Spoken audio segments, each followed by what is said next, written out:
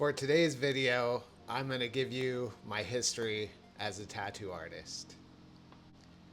It's the end of 2025 and I find myself working at Classic Ink Tattoo Studio in Bradenton, Florida.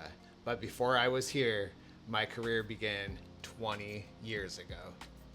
Growing up as a kid, my mom was always an amazing artist. She was always painting, drawing, making collages, doing all kinds of creative things with color. Color was a big part of my childhood.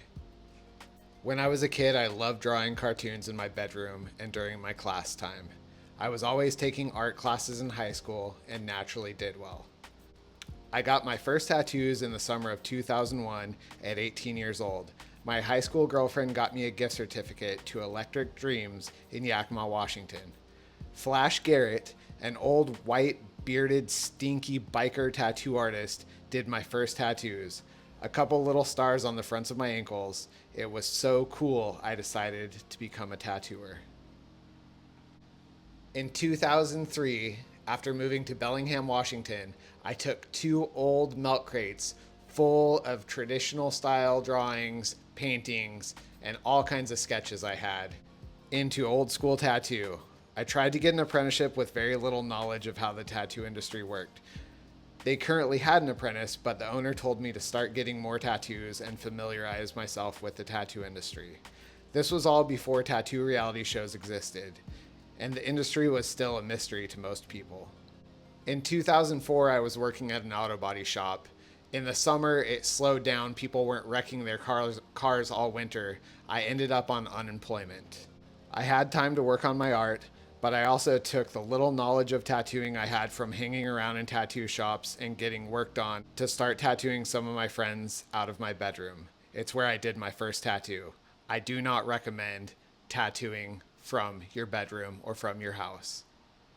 I had made a large amount of new paintings. My friend Andreas, a piercer at a local tattoo shop, secretly took photos of some of my work and showed the owner of a shop called Mutiny Tattoo.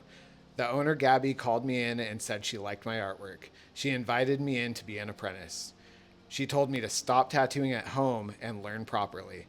I took the position and started coming in 6 days a week, mopping floors, scrubbing old dry ink out of tubes, which is the grip that's used to hold the tattoo machine where the needle goes inside. I was helping customers taking out garbage and drawing. There was an artist at that shop named Corey who somewhat took over my apprenticeship and was teaching me all the secrets to tattooing. The owner, who originally brought me in, seemed to be dragging her heels and was too busy to teach me things, and both Corey and I noticed. After being at Mutiny Tattoo for about 6 months, Corey and the owner Gabby had some disagreements and he left the shop, leaving me with the owner who seemed more interested in the free labor than teaching me anything. I left my apprenticeship at Mutiny Tattoo a few months later and started tattooing my friends at home again. With my basic knowledge I had acquired in my 6 months apprenticing, I was doing slightly better tattoos. Again, don't do this.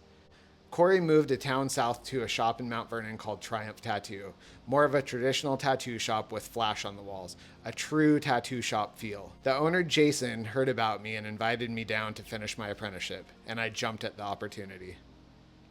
I would commute 30 minutes down the freeway on my little 600cc motorcycle 6 days a week. Typically had to be there before noon and wouldn't leave until after 10 p.m. I would do all the typical cleaning, etc., traced out hundreds of sheets of Sailor Jerry flash, but also learned how to make tattoo needles and build coil tattoo machines. After about 3 months at Triumph Tattoo, so 9 months total apprenticeship, the owner of the shop had 2 of his artists leave and open their own tattoo shop, leaving him short-handed. I was bumped up to tattoo artist instantly, sink or swim situation.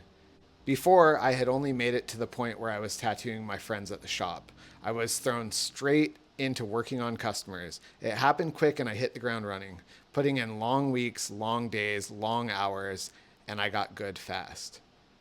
But after a little over a year of long days and long weeks, I burned out. I quit.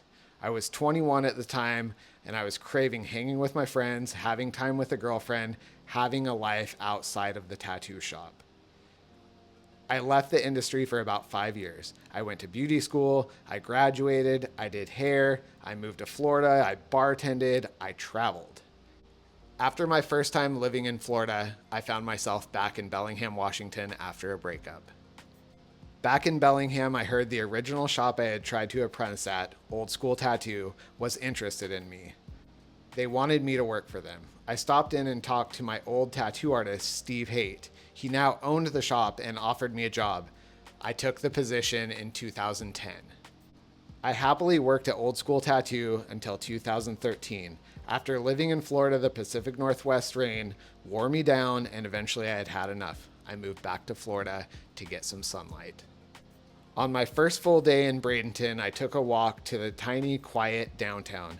I spotted a sticker on a shop window that said Classic Ink. The window had reflective tint and you couldn't see inside. I thought Classic Ink might be like a printing company or something. I decided to peek inside and push the door open. I was surprised to see the front of the shop was set up as an art gallery with Victorian-style couches in the waiting area. The tattoo shop was in the back half. After a brief conversation with the owner, Brandon, I left a business card with my Instagram and told him I'd be interested in working there. He said he'd check out my work and let me know. An hour later, he called me and said I can start whenever I want. I took the job. And here I've remained for the last 13 years. I've witnessed numerous remodels and changes. At one point, we even turned half of the shop into a vintage comic book and toy store. Today, you'll find me in our most recent remodel, a classic tattoo and piercing shop. The tattoo industry has drastically changed over the years. It's super saturated with shops and new artists popping up daily. I don't know what the future holds, but I'm thankful to be here today.